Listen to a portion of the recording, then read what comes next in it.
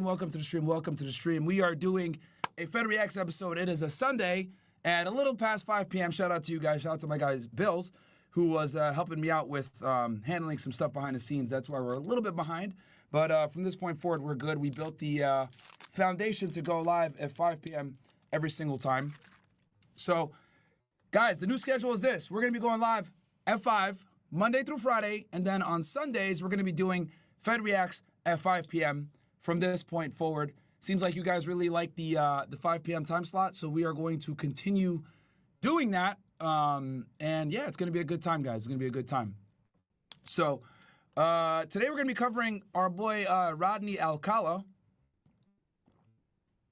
I just came from the gym. Excuse me. I will tell you this, man. Holy crap. I slept all Saturday, guys. I was so dead. Like, I literally slept the whole time. Pretty much a good way to see if I'm asleep or not, guys, look at my Twitter. If I'm not tweeting, that means I'm passed out somewhere dead. That's what it pretty much means, because I'm on there all the time. Trolling and pissing people off. So if you guys see me not tweeting on X, that means I'm probably passed out. So shout out to all you guys. Shout out to the OSS squad. And shout out to Bills for helping me out with getting this stuff going. As you guys know, best way to get involved in the show is MyronGainsX.com. That's the best way to get involved. And also, we fixed it, I think, where, look, now I got it where if you donate on MyronGainsX.com, it shows up on the screen. We fixed it. Shout out to Bills for doing that. That's the best way to donate to the show, guys, and get involved in the show is MyronGainsX.com. But if you're watching on Castle Club, you could donate via Castle Club, or you could donate on Rumble Ram. But if you're watching on YouTube, the best way by far is to do it that way. So let me see here. Let me make sure I don't have anything else that's getting in the way. Let me look at some of the chats here. Make sure I didn't miss any of you guys. I am using Rumble Studio today, so we can actually see what's going on, which is good. That's a big W. Let's see here. Frank's here. He's chewing on his little toy. Okay, let me just make sure I didn't miss any of you guys here. Shout out to all you guys watching on Castle Club, watching on YouTube, etc. Discord chat, I got you guys in here as well. I can see everything that's going on over here.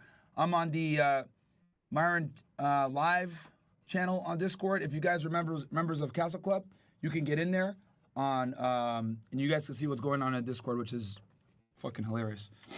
All right. So let me make sure I have everything good here. Live on all the platforms.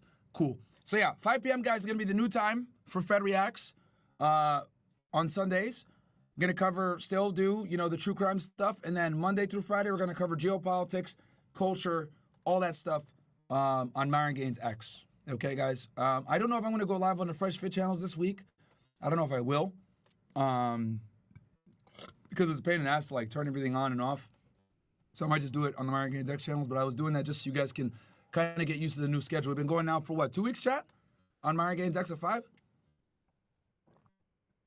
And you guys notice we're starting on time, right? Right? If it's me, it's relatively easier, significantly easier to start on time. So, yeah. And shout out to, we got here, Thaddeus Brown Walker says, hang some, oh my God, kites. Myron the Goat, turquoise white horns. I appreciate that, my friend. Thank you for that support. Appreciate it greatly. Hold on one second.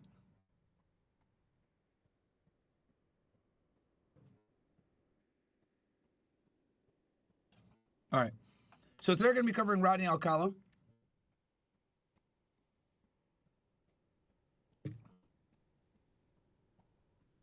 All right. So Rodney James Alcala, born Rodrigo Joaquis Alcala, August 23, 1943, died July 24, 2021, was an American serial killer and convicted sex offender who was sentenced to death in Florida for 7 murders committed between 1977 and 1979. He also pleaded guilty and received a sentence of 25 years to life for 2 other murders committed in New York. He was also indicted for a murder in Wyoming, although the charges filed were dropped. While Alcala has been conclusively linked to 8 murders, the true number of victims remains unknown and it could be high as 130. Holy man, this nigga was going crazy, man. And, you know, once again, guys, I told you guys this before. I'll say it again. The 1970s was the heyday for serial killers, man. It was absolutely the heyday. And actually, matter of fact, guys, let me go ahead and drop this on Twitter that we're live. My JFK post, guys, got over 5 million, by the way. Hold on. You know what? We'll go ahead and we will tell the people that we're live. Hold on. Let's go on X right now. X. Boom.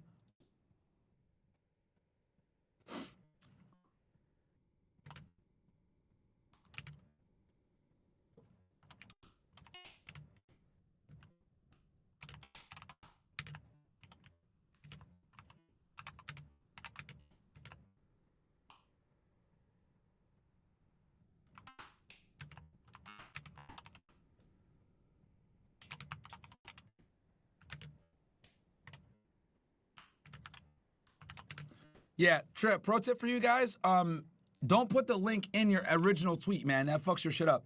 Always put the put the link in another post. Always put another post. If you put a URL in the tweet, it kills your reach, guys. FYI, little pro tip for you guys if you want to go on Twitter. So you post, boom, and then you go ahead and comment underneath. And I'll go YouTube, boom. And then the real niggas, we're obviously watching on Rumble.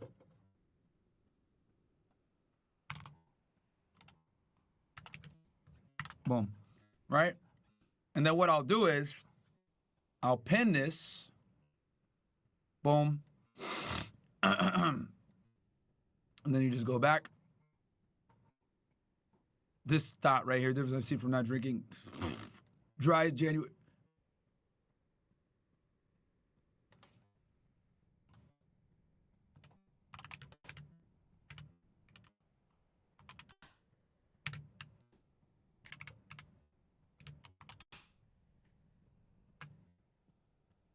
Bitch is in her 40s and single, bro. Get the fuck out of here, man. She's just an L. For weeks on weeks, I'm drinking because I don't have kids. This chick's a loser, bro. Anyway, back to where we were. So, obviously, this guy might have killed 130 people, but we talked about this guys in the 1970s. The 1970s were a crazy time. The 1970s is when all the top serial killers operated. Ted Bundy, Jeffrey Dahmer, John Wayne Gacy, Samuel Little, the most prolific serial killer of all time, has the most body counts. That's confirmed, right? The torso killer, aka Richard Cottingham, we covered him the last time. You had this guy, Rodney Alcala. You got who else? BTK, when he originally was killing people before he made a comeback in the 2000s. You can make the argument the Zodiac killer operated in the 1970s, but mostly in the 60s. Who else? Who else? I'm trying to think here. Who else operated in the 1970s? Basically, all the top serial killers, guys. All the most famous serial killers operated in the 1970s, right? All of them. So, crazy stuff, man. Crazy stuff. Inflation was high. Economy was terrible. The mafia was operating at that time. Son of Sam, right?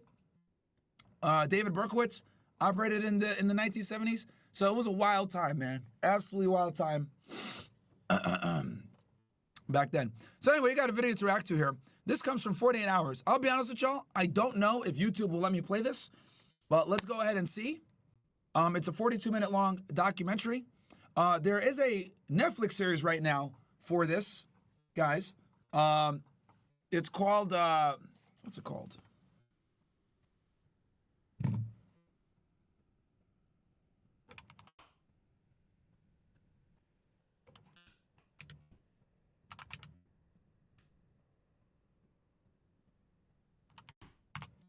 What's it called? Women of the Hour. Yep. This is it. And this is the trailer right here for it. Play a little bit of it for you ninjas.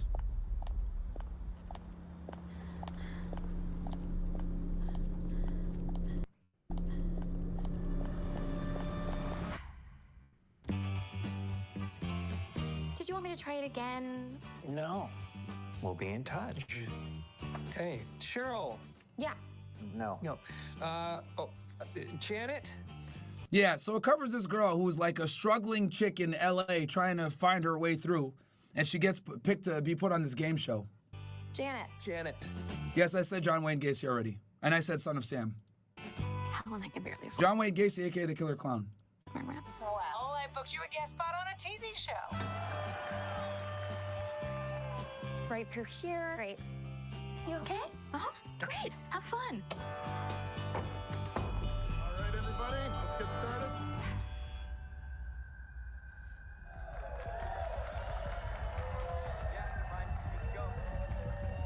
Heads ready backstage. Live from the Chuck Harris stages in Hollywood. Yo, imagine this goes to show the craziness of serial killers back then, bro. These guys were so fucking brazen. Could you imagine? Because mind you, guys, when he went on this show, he was in the middle of a killing spree, okay? Like, he had already killed a bunch of chicks at this point. Like, it's not like he decided, you know what, this show's gonna give me some clout so I can kill some girls after this. No, he was in the middle of a killing spree while he was on this show. Could you imagine?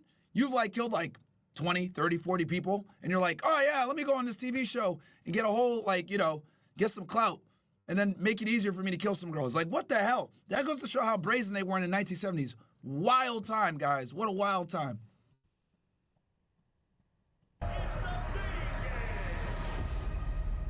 Ladies and gentlemen, welcome to Woman of the Hour. And we've talked about this, guys, why serial killers were out operating so with so much impunity back in the 1970s. There was a couple of reasons why. Number one, police departments weren't refined and as advanced yet. I mean, they didn't work together. They didn't have databases yet, interstate databases. So a lot of serial killers would avoid capture through going to other states, like a Ted Bundy, Samuel Little, etc. A lot of these guys would travel. Second, interstate highways just became a thing. Interstate highways made it much easier to travel from state to state, guys. Okay, many of the major highway systems were completed at this point. Also, the lack of sophistication with forensics. DNA, though law enforcement was collecting DNA at this time, they didn't have the ability to test it. Okay, that's why they solved so many of these things, like the Golden State Killer, BTK, etc. They ended up solving those with DNA decades after the fact. They were collecting the DNA, but they didn't have a way to actually be able to effectively test it to pinpoint someone on a 99 percentile surety basis. So that's another reason why a lot of these guys operated with such impunity in the 1970s. Let the games begin. Bachelor number 1. This is nice and easy. What are girls for? What do you mean? Just what I said. I believe in you, Bachelor number 1. That's good.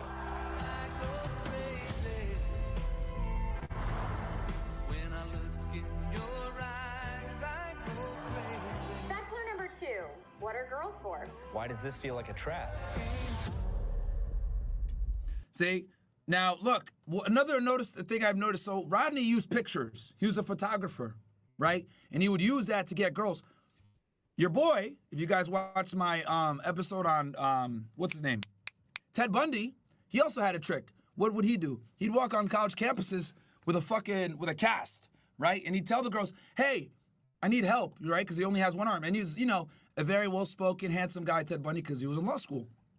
And the girls would say, "Yeah, sure, I'll help you out," and they'll go help him, right? Because he only has one arm, and put the books in his buggy.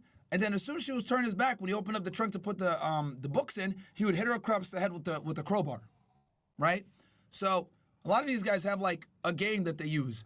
Alcala, what he did was he was a photographer.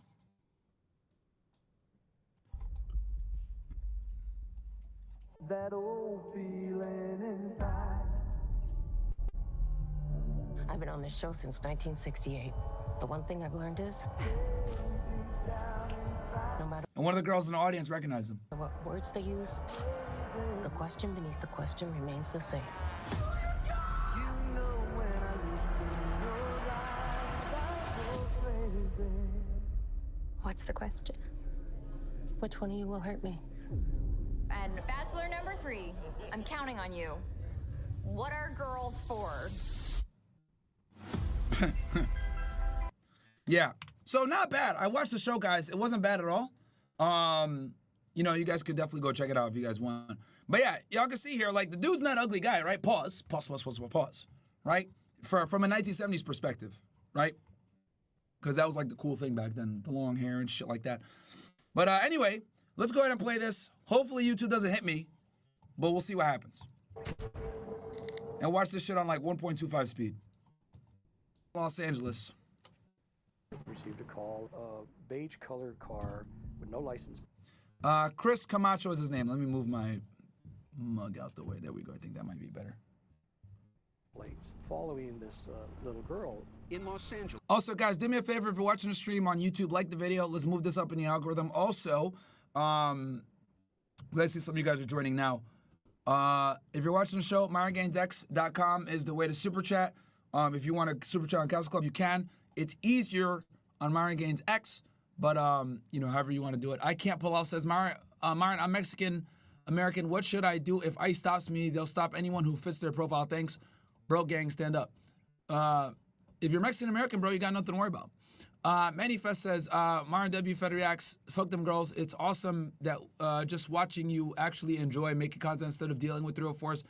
Side note, I'm from Puerto Rico, and they already going crazy deporting undocumented Haitians and Dominicans. It's shocking to see how many of them there are. I ain't even fathom how many of them are in the U.S. I know, bro. It's a lot of them. Send them back, though. So. In 1968, 8-year-old Tally Shapiro was walking to school when a car... Okay, so this is one of the victims that was not shown in the Netflix documentary. This girl. You guys are crying about the fucking audio. Chat, is the audio low? Give me ones if the audio is good. Give me twos if the audio is bad. God damn it, man. This shit always fucking happens. Every show, man. Bro, audio's low. I don't know if it's you guys, just mics just suck or your headphones just suck.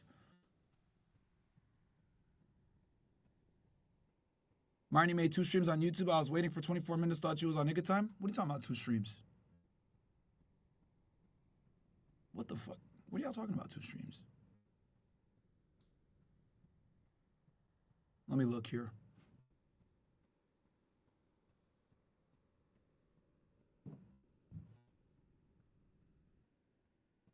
Hold on, let me.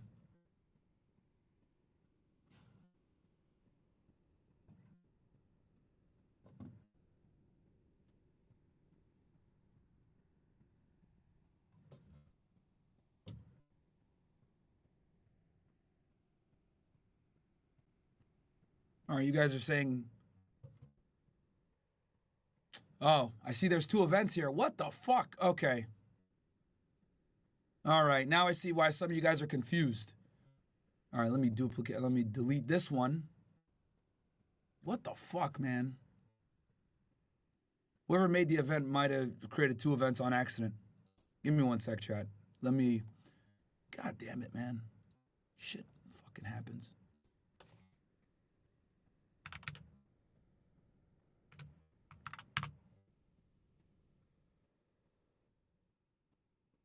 Bear with me, chat. I'm fixing this right now.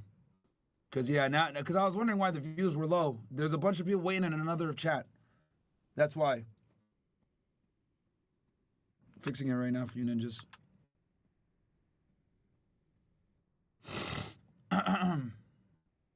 Yeah, someone else made this event for me, chat. That's why. I'm going to end the other one.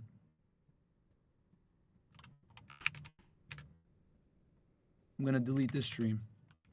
Then I'm going to deal with the audio. Let me call Bills real quick.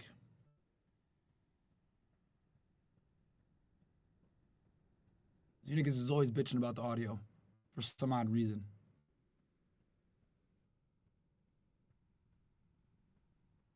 Give me 1 sec, chat. Your call has been forwarded to an automated... I was just on the phone with him.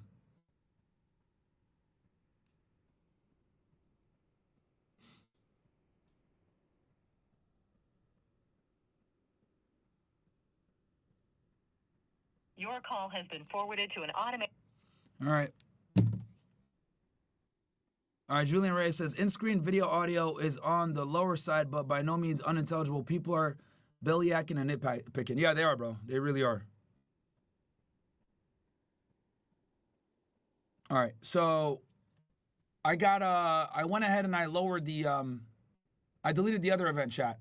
So that should bring some people over so they won't be confused. So that's fixed. And then what else do we got to do? So sorry for that confusion, chat. That's my bad because someone made a goddamn double event. What else do we got to do? Okay, you guys want me to fix this audio here? Okay, so we got it at the highest thing. I'm trying to figure out, guys, because I got the audio high, bro. Like, I legit got it as high as possible.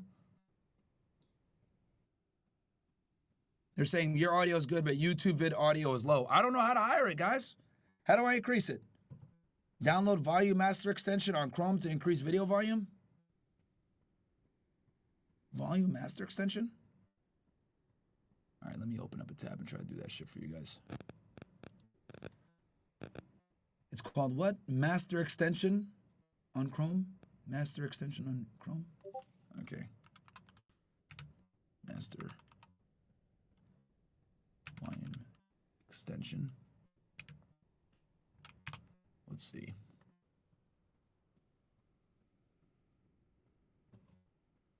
Add to Chrome.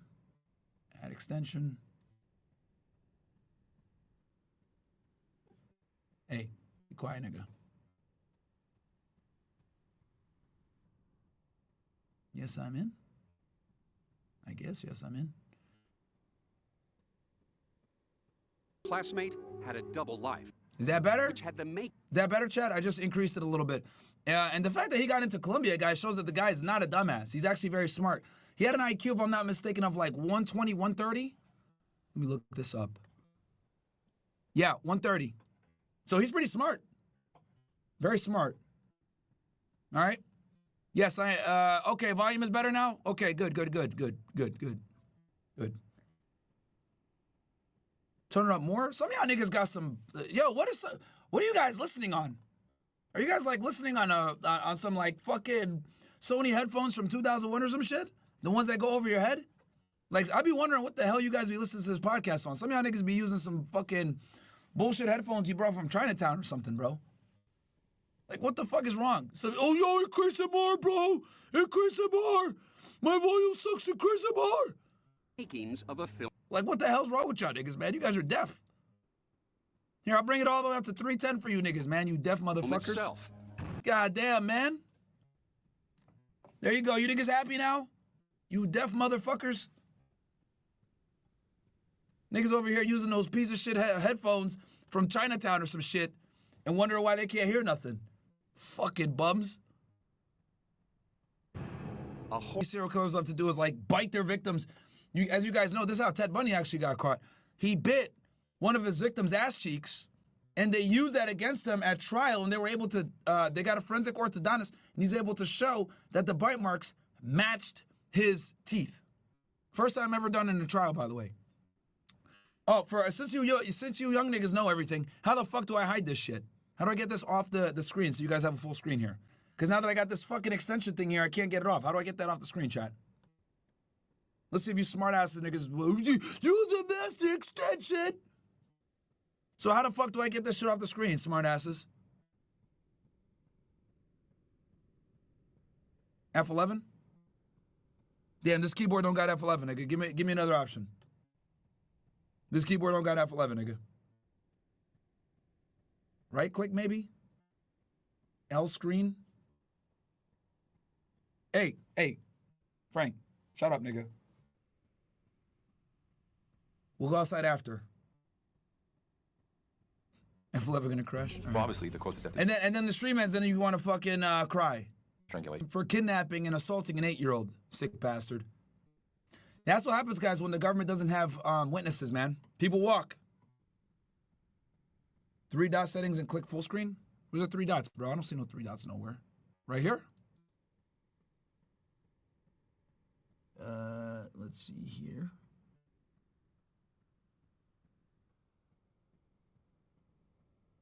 No, bro, there's no full screen, nigga.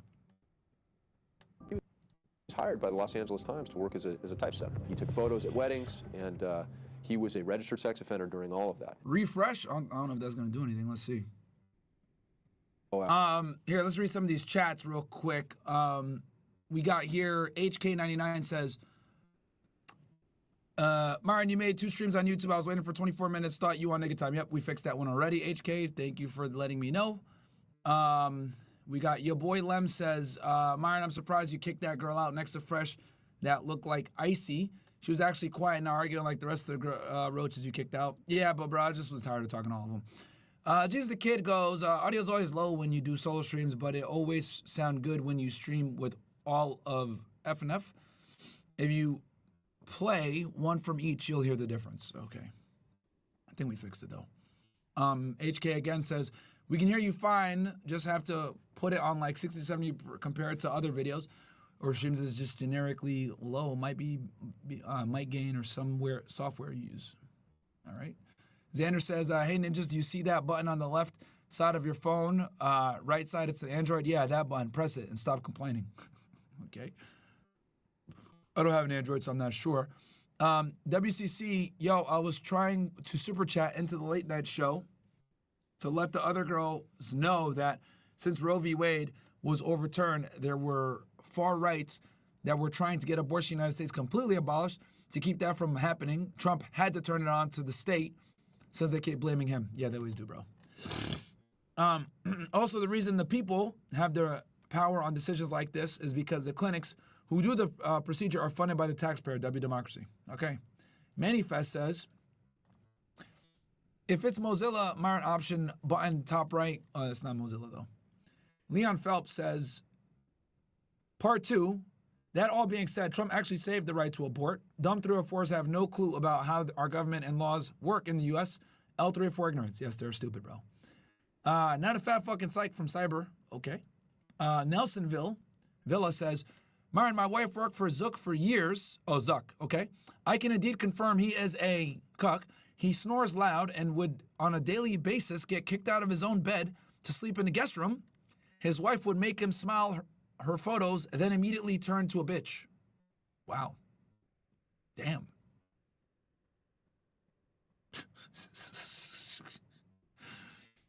Nelson Villa, holy, what did your wife do for Zuckerberg that she knows this level of info, bro? The fuck? That's very personal shit. It's funny how we don't have serial killers around this time. They don't even want to deal with a woman now. Stinking Chip funny, bro. Said they don't even want to deal with the women anymore. I guess it's too much work, huh? Back in the 1970s, it's very important for you guys to know. They used to collect the, whether it be blood, semen, urine, whatever. They used to collect that stuff from the crime scenes back then, but they didn't have the ability to effectively test it to the same accuracy that we have now with DNA. So what would end up happening is they have this stuff, and then once the technology comes out where they can effectively test it and be able to pinpoint to someone, then they test it decades later. So that's how they were able to take these old cases from the 70s and almost solve them, because they finally had the DNA DNA technology to be able to pinpoint it towards someone. They did this with BTK. That's how they're able to catch BTK. His daughter, right? Funny story for you guys. I'll go ahead and explain this real fast. So the way they caught BTK was the bound, torture, and kill, the guy from Kansas. He went ahead and he killed a family back in the 1970s, right? And he left semen at the crime scene. They collected that semen back in the 1970s. I think it was like 1974. Fast forward into the early 2000s, they think that it's him. They suspect that he's the guy. So what they do is his daughter had been at the University of Kansas, if I'm not mistaken, and she had done she had went for like an STI test or to get blood drawn or whatever. So they took her DNA and they compared it to the DNA found from the crime scene in the 1970s, and it matched, right? And they were able to go ahead and get an arrest warrant and go get him picked up. But that's because they had the ability to test DNA with effective accuracy decades later. So you're going to notice that in the early 2000s, and even in some cases, the 90s, they're able to link these serial killers back to the crimes that they did decades prior. Examining the witnesses that you terrorized as the attorney? That's crazy, bro. That's crazy, man. So, you said that I attacked and raped your daughter. Tell me about that. How'd you find out? And Ted Bundy famously did this, guys. When he was an attorney, when he represented himself, he would ask them very strange questions. He asked one of the detectives, actually, very strange questions, and you would force the detective to go into extreme detail And you could almost see him like salivating at like how he's describing the crime scene, and you can see Ted Bundy like almost reliving it. Right there as he's cross-examining. Weirdos, man. Absolute weirdos. Some of them deserve the Welcome punch! But when they're the fucking attorney, right? They're the defendant and the attorney, they have this level of power. It's like the niggas got the Game Shark on and they're cheating. Right? Samsoe's mother to the stand. Oh. Fatality. Oh, shit. Bro. Wow. Okay. So, let me explain this. When you testify in court, chat, right? Your character is everything. So, if they're able to, if the person that's cross-examining you, whether it be a defense attorney or a prosecutor, because they're typically the ones that are questioning you. So in this case, it's going to be Rodney himself questioning you almost as a defense attorney because he's defending himself, but he's acting as his own counsel. So he's the defense attorney questioning you, right? Your job is to tarnish the credibility of the witness on the stand. So you can either do it by proving that they're a liar. You can show an instance where they lied before and totally destroy them, especially if it's a law enforcement official. If it's a law enforcement official, they're going to lose their job. You could prove they're a liar, right? Because their credibility is gone, and that's the main reason why they're there. Or you could do it where you could show some of their behaviors or behavior pattern shows that they're not necessarily of the highest esteem. In this situation, he took her rightful rage, right, where she showed up with a gun to court, which I would say is reasonable. You killed the fucking chick's daughter, right? You violently killed her daughter, who was a child, by the way, you sick fuck. She shows up with a gun, and he uses that to disqualify and impeach her character.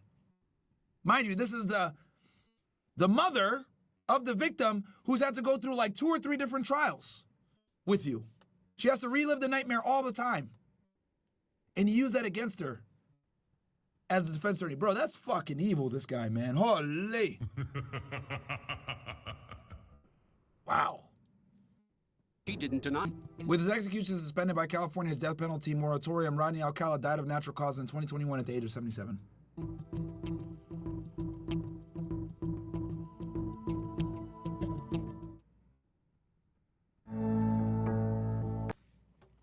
Yeah, man. Crazy, crazy stuff, guys. Crazy stuff. Let me go ahead here. Hold on.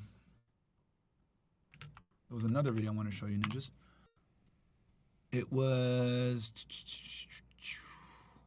Law & Order. There we go. So everything Netflix's Woman of the Hour got wrong about the serial killer Rodney Alcala. So guys, if you haven't seen this, I don't want to ruin it. Spoiler alert. This is going to spoil the Netflix special for you. So this part of the stream you can tune out if you guys want. We're going to go ahead and go over what the Netflix series got wrong. All right? Which one of you will hurt me? And Bachelor number 3, I'm counting on you. What are girls for? Anna Kendrick's directorial debut of the Netflix film Woman of the Hour explores one of the most bizarre moments in TV history when serial killer Rodney Alcala wins. Hey, that's wild, dude. This guy was on the run, killing people, and you say, you know what? Let me go on this dating show, man. Fuck it. I know I'm going to be in front of everybody, even though I've done all this crazy shit. Let me go on TV. Bro, this dude got balls of steel for doing that shit, bro. Date on the 1970s game show, The Dating Game. Law and Crime brought you Alcala's story in an episode of I Survived a Serial Killer, when we had the chance to talk to survivors and the lead investigative team on the case. In September of 1978, Rodney Acala is on parole.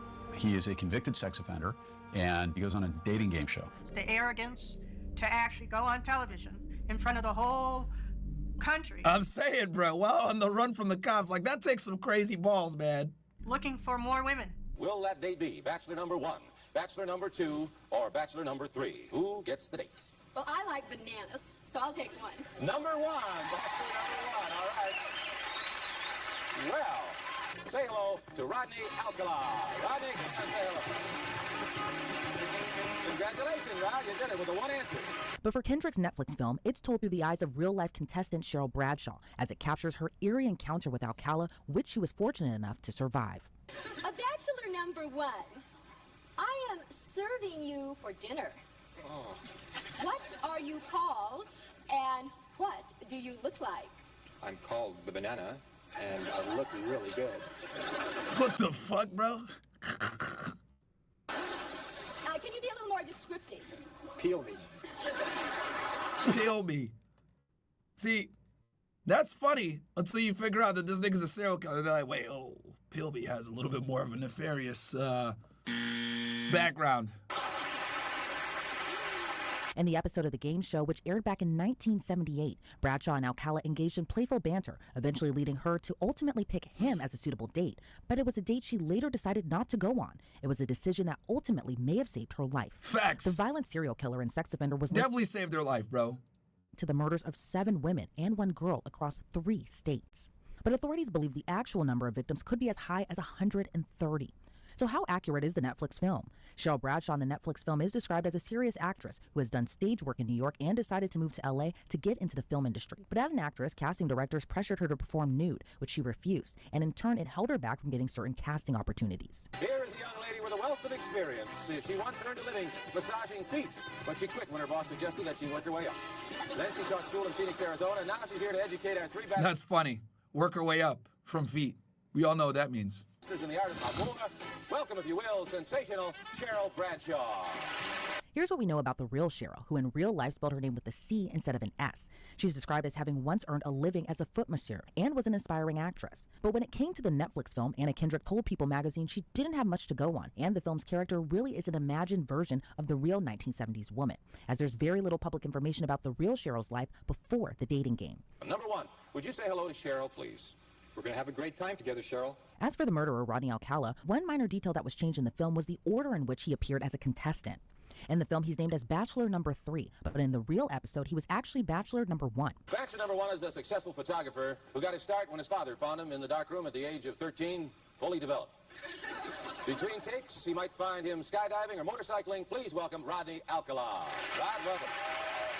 This detail was likely changed to build up the suspense when Alcala was finally announced.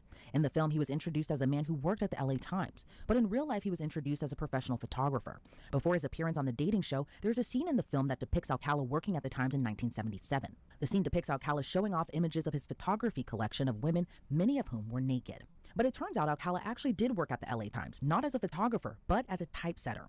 In a 2020 episode, it was revealed that he did apparently bring in photos of nude women into the office, though these were reportedly seen as artistic in nature and not as a warning sign of something dark. Yeah, artistic in nature, LOL.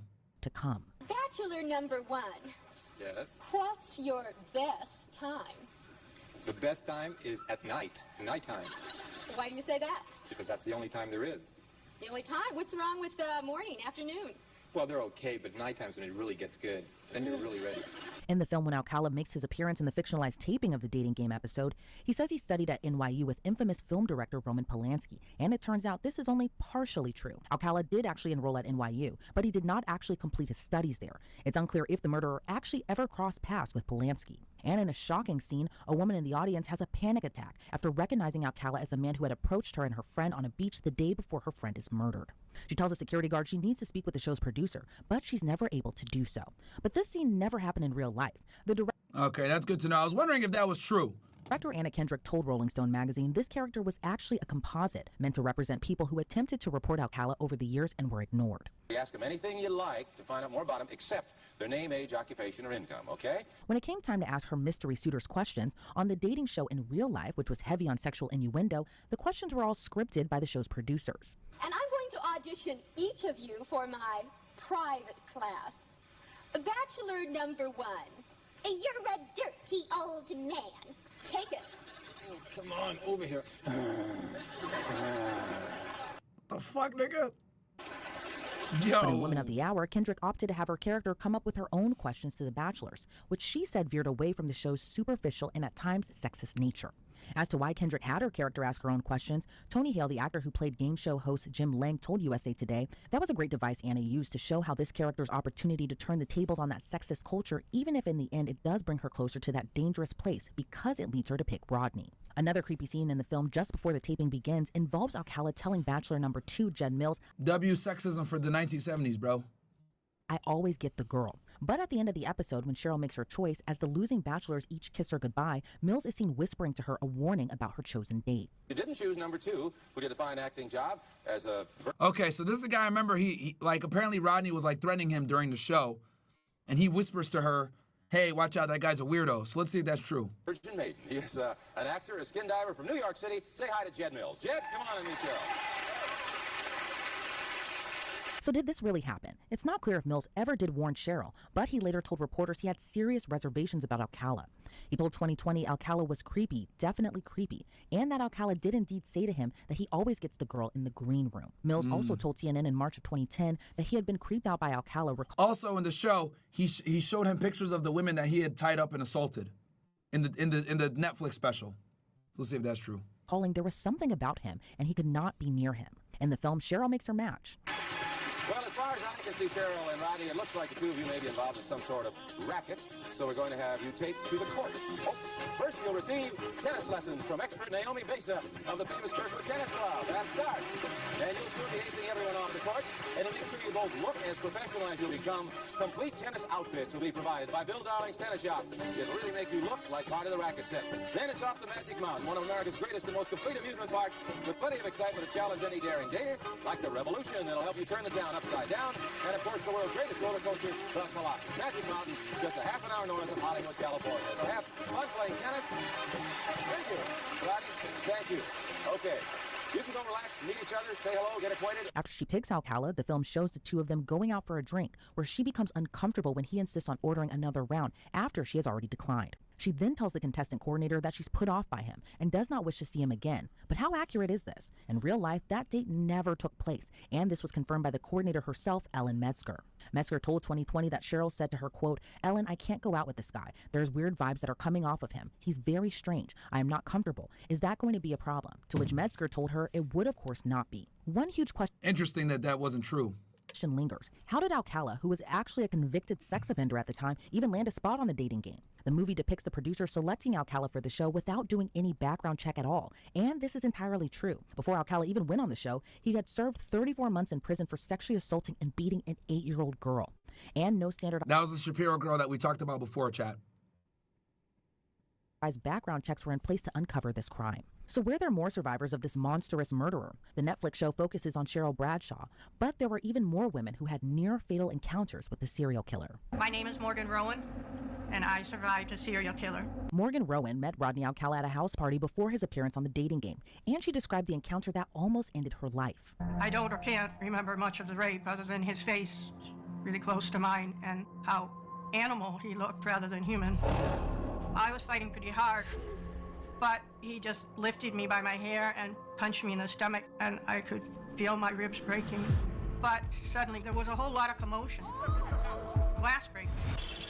My friends had broken his bedroom window, and I could feel air, cool air. Everybody ran into the room, and he was just standing there naked from the waist down with my blood all over his shirt. Thank God her friends broke in. And he said, "Take her." Another woman, Tali Shapiro, also detailed her frightening experience when she was just a little girl, years before Alcala ever appeared on the dating game. Pretty much after walking through the front door, I don't recollect anything. After being kidnapped by the serial killer, she was taken to a house where she was assaulted and brutalized. I received a radio message about a possible kidnapping. Remember, this is the cop that found Shapiro, the 8-year-old, the first one that he had assaulted. Residence on DeLong Prairie. So 2 officers came to assist me, and I started knocking on the door. I thought she was dead. Thoughts went through my mind. Who could do this to a little girl? What kind of a person is capable of that? So how did Rodney Alcala get caught? The film depicts a scene where Alcala picks up a teenage girl in his car by telling her he is a model scout and shows her photos of women he claims to have discovered. She gets in his car, and shortly thereafter, he knocks her to the ground. The next morning, when she wakes up with Alcala, he drives back toward LA and stops at a gas station where the girl slips away, and Alcala is met with sirens and handcuffed by police. This incident is true. In 1979, Alcala really did pick up 15-year-old Monique Hoyt while she was hitchhiking. She did manage to escape him by telling him she wanted to continue the relationship, and she did raise the alarm. Although in real life, police did not arrive on time at the gas station to arrest Alcala at the exact same time. Hoyt even testified during a 2010 trial to determine whether Alcala should receive the death penalty for the rape and murder of 4 women and a 12-year-old girl. And it was the investigation into the 12-year-old's death that would lead police to Alcala. He didn't care what anybody thought. Approximately a year after this dating game appearance, 12-year-old Robin Samsoe was on the beach with her friend, and she was approached by a young man who claimed to be a photographer. One of the moms in the neighborhood saw this because it looked creepy and approached this man who kind of scurried off down the beach. A short time later, Robin borrowed a friend's bicycle and she was going to a class. The operating theory is that this man came up and offered her a ride to the ballet lesson. She actually got into his car voluntarily so she wouldn't be late, and she was never seen alive again. On July 2nd, a forest worker found a tennis shoe that belonged to Robin Samsoe and a human skull. Robin Samsoe's friend, who actually saw this photographer approach and say, I want to take your picture, met with a forensic sketch artist. And they actually... The best serial killers always have some type of ploy that they use. John Wayne Gacy, he used to attack teenage boys, used to get them to work for his construction company, right? Ted Bundy, he used to tell them, hey, I need help. My arm is broken. I got a cast.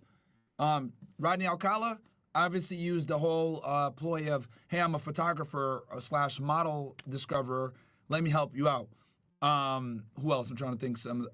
Jeffrey Dahmer used to go out on dates, right, and pretend that they were like he was homosexual. So he would take these guys out on dates, right? I'm trying to think what other big serial killers there were. Zodiac killer. That nigga goes on some other shit, man. He didn't even need to use any of that stuff. They still haven't caught him to this day. But he was a bit different. Torso killer, kill prostitutes, right? Say he would give them a bunch of money. He'd always flash money.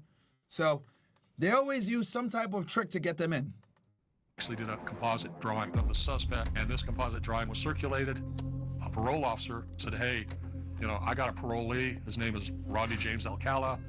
He fits this crime signature. You might want to check him out. And right after getting the tip, one of these Huntington Beach detectives turns on the TV, and that was the day that the dating game episode aired again. I'll take one. Number one, Bachelor number one. All right. Congratulations, Rod. You did it with a one answer. And sure enough, it looks like the sketch. Rodney Alcala was arrested soon after that. You can check out more of that episode and more I Survived a Serial Killer streaming on A&E. Rodney Acala died of natural causes in July 2021 at the age of 77 while on death row in California. And it's been reported Cheryl Bradshaw passed away before production on Woman of the Hour began. Reporting for Law and Crime, I'm Elizabeth Milner. All right. So guys, that concludes our guy Rodney Alcala here.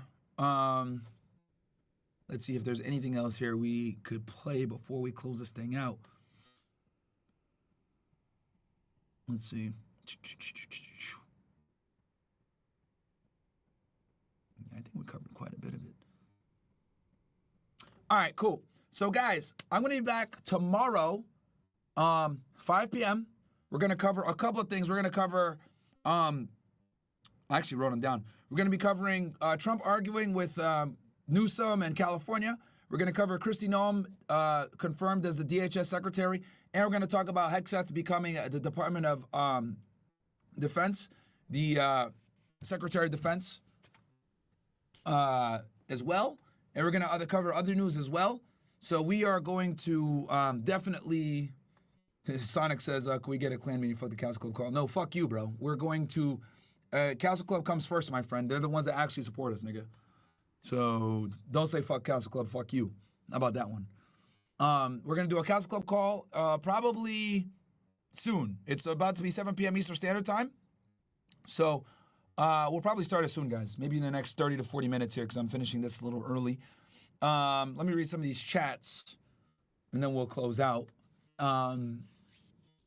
But yeah, Monday, 5 p.m., we'll be covering all the news and some of the stuff that transpired this weekend.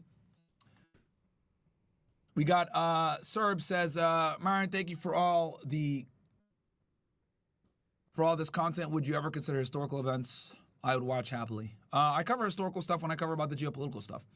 Platinum Diamond says, let's go. Thank you for always hooking us up with these in-depth breakdowns. I got you, Platinum Diamond. Leon Phelps says, motherfucker look like gray-haired Howard Stern and Ms. Doubtfire. Okay. Chip says, it's funny how we don't have serial killers around this time. They don't even want to deal with the women now. Yeah, that's facts. So yeah, let me see here if I missed anything.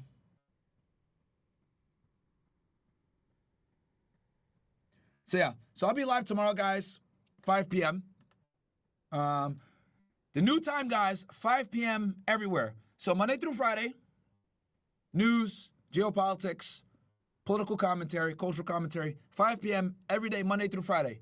Then we also do breaking news as well. Like when the school shooter shit happened, I broke it down right then and there. All right. Then on Sundays, we're going to do Fed Reacts at 5 p.m. Fed Reacts is going to be at 5 p.m. guys, on Sundays. Okay. So yeah, that's kind of what it is. As you guys can see here, look, I got the Fed Reacts logo right there for you ninjas. I should probably put it down here, bottom left.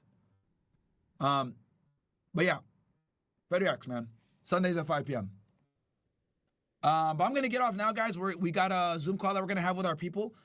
Castle Club. Also, guys, I am now, if you go to my channel, I'll show you guys this real quick. Right, you go Myron Gaines X. We'll do it real time. Go Myron Gaines, boom. Here comes my channel, right? You click the video. Castle Club. Also, guys, mute myself. You come down here. Oh, fuck, did I not fix it? Okay, I gotta edit it. My bad. Is it C here? Is it on here? Oh, I'm also dropping a clip every single day for you ninjas. So here we go, right? You go, this one? I think it's this one. This one? Yeah. So you go here, guys, and you're going to see that I'm on Amazon, Apple, CastBox, iHeartRadio, Spotify, everywhere. All right?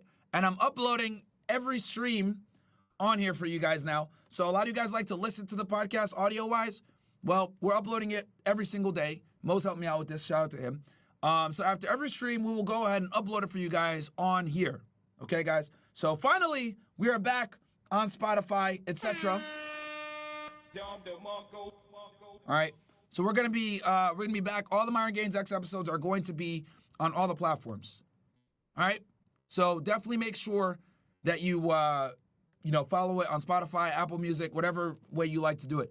And I'm dropping a clip every single day, right, for you guys as well. And the way I have the channel organized is all videos, right?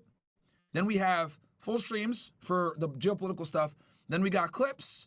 Then we got shorts. Then we got all the true crime shit right here. Right now, I'm only running two playlists, guys, right, for the true crime stuff. But you guys can obviously search here. Or I might make another playlist for all the true crime episodes all in one. I might do that for you guys. Make a third one. But these are the two most popular playlists: serial killers and hip hop cases. All right, and then clips, shorts, etc. So, guys, it's good. We're cleaning up the channel. We're making it look good. You know what I mean? Making it easier for you guys. Then obviously you click here. I got my X here, TikTok, Band Myron Gaines, Spotify, right? That has everything. I should change this. It's not just Spotify. It's Apple, all that other shit, right? And the channel's growing pretty well. Make sure to subscribe. Myron Gaines X on Twitter, on Instagram, Myron Gaines X everywhere. All right, guys. So it's easy to find me. And we're going live at 5. Right? So we're gonna take over, chat. We're gonna take over. We're gonna absolutely take over. Let's see here. Let me make sure I didn't miss anything else from you guys. All right, I think we're caught up on all the chats. I think we're caught up. Let me make sure I didn't miss anybody here. Zoom call coming up, guys. Join Castle Club. CastleClub.tv. Join Castle Club. All right. Zoom call coming up. We're going to go live here in a little bit with the ninjas. But I'm going to close out this stream. We're going to get ready for that Zoom call link. It's going to go out very soon. Okay. And yeah. Love you guys. I'll catch you guys tomorrow at 5 p.m. We're going to cover Trump fighting with California over the fires. We're going to cover Pete Hegseth getting sworn in as Secretary of Defense. And we're going to talk about Kristi Noem becoming Department of Homeland Security Secretary. I'll give you guys the pluses and negatives of each person. And it's going to be a good time. And then we'll also cover breaking news. 5 p.m. tomorrow. Love you guys. Catch you guys tomorrow. Later.